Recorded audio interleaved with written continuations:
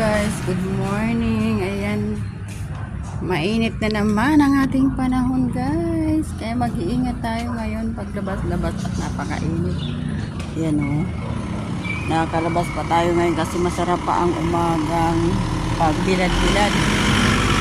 Sa umaga kailangan nating magbilad. Good morning po sa inyong lahat. Ayan, video tayo dito sa labas. Ayan yung aking halaman guys. O yung mga sili ko ay hinog na. Kunin na natin ito. Mga sili na to. Lagay natin sa suka. Nagkanda hinog na siya guys. O marami nang hinog ang aking sili. O. Ayan.